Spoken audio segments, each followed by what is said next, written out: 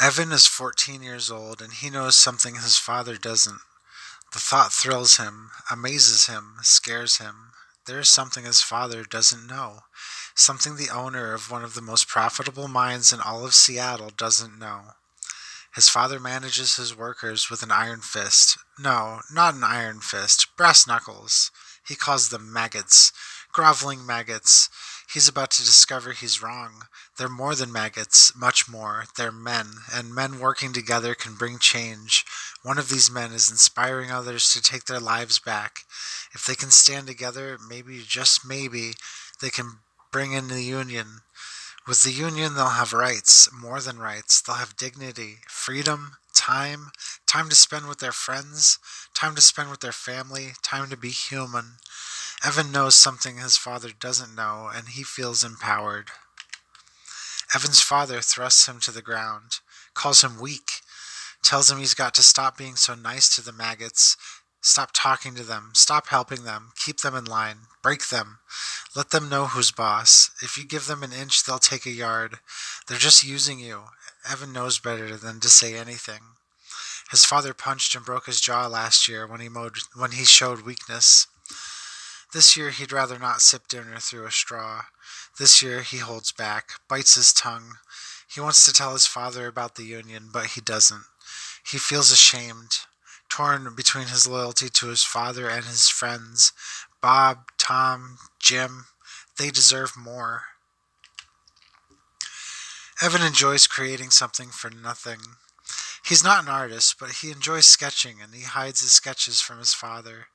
His father forbids sketching. Sketching is for weaklings, vagabonds, gypsies. He wants Evan to do worthy things. He drags Evan to his most profitable mine. He teaches him how to manage maggots. He's hands-on, very hands-on, abusive, violent, brutal. The key is to break them. Break their will, break their spirit. Once broken, a human is a tool that can be wielded into anything. Broken.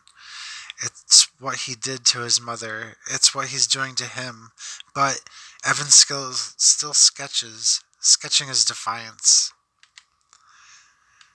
Evan watches his father yell at one of his workers. He's sick. He wants to leave, but he's not allowed. He leaves, he loses his job. Evan feels for the man, wishes he could do something for him. He wants to tell him things are going to change. The union is coming. The union is coming, and with it a good wage and fair working hours. But the man's lungs are black and his stomach is rot.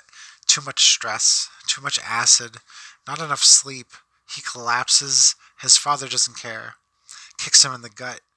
Tells Evan to drag him out of the mine. Evan drags him out. For a moment he feels disgusted at the man's weakness and wants to put this maggot out of his misery. He's becoming his father, and he's not sure if that's a bad thing. Evan's father forces him to set a bear trap in a dark forest. His father is obsessed with hunting bears. Always has been. Always will be. He tells him the story. Always the same story. He doesn't want to hear it, but he will. His father was hunting with his brother when they ran into a grizzly bear.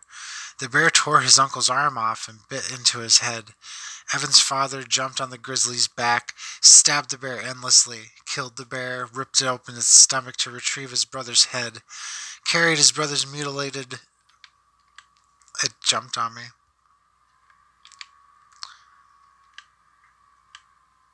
Mutilated body 10 miles to their family estate. This time it's 10 miles. Last time it was 5. His father grins. The story is changing with every telling. Sometimes Evan wonders if there even was a bear. Evan's inspired in a way he's never been before. Furiously, he sketches his father in a bear suit killing his uncle. He never met his uncle, but he's seen pictures. His uncle was a philanthropist, a bleeding heart, disloyal. He would have run the business into the ground with proper wages and all that socialist crap. That's why he had to go. Evan doesn't have proof, but he knows. Deep down, he knows his father murdered his uncle, tied him up, left him for a bear. There was no knife, no fight, no honor, just a terrible death for a disloyal worm. Evan suspects all this, and yet he doesn't feel disgusted or ashamed. He feels something else. Something he's trying not to feel. Something he won't admit to himself. Evan looms over his father's bed and watches him sleep. He hates and loves him at the same time. Sometimes he wonders what his life would be like without him.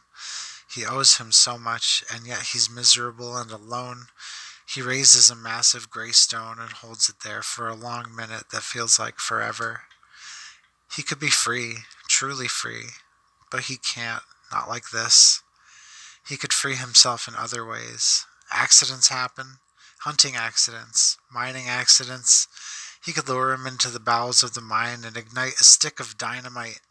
No way he'd survive. But despite it all, Evan can't do it. His love is bigger than his hate. He owes him too much. Evan sketches his father in a bear suit drowning his mother. He never believed his father's story. Something didn't feel right. His eyes, his grin, his lack of empathy. She was pulled into a current and never seen again. His mother. She was beautiful. Blonde hair, blue eyes, fun, full of compassion. His opposite. She didn't just go out to swim one morning and never come back. She was getting in his way, and no one gets in his way. Not even family. Especially not family. Obedience or death. Evan's tired of obedience.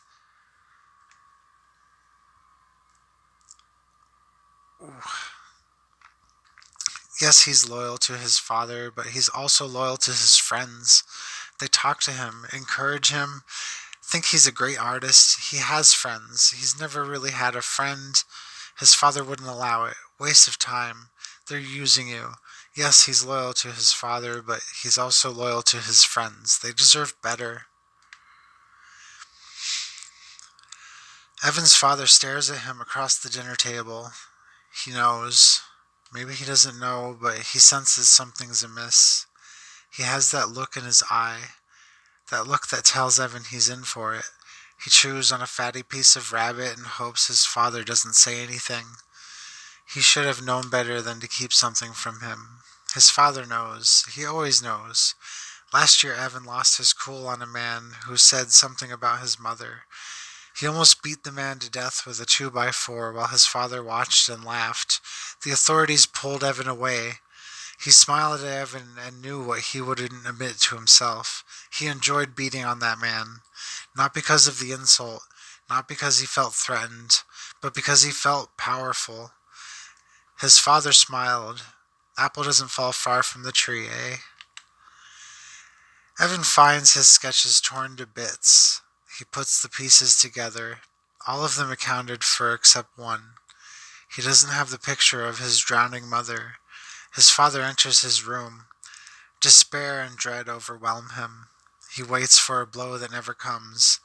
Instead, his father tells him he has instinct, and instinct is everything. He tells him he inherited his instincts from his side of the family. The same instinct that told Evan was keeping from something that told Evan was keeping something from him. Don't pretend, I know. A few of your maggot friends sold you out for a few dollars. Evan starts, but doesn't say anything. He can't say anything. The words are caught in his throat. He apologizes. His father says nothing, walks away. Evan follows him to his bedroom where he sees the picture of his dying mother, framed above the bed. His father tells Evan he will learn a lesson tomorrow, one he hopes he understands. Evan stares at his father and feels hate. Hate for the maggots who betrayed him and for his father. Respect. No, not respect. Admiration.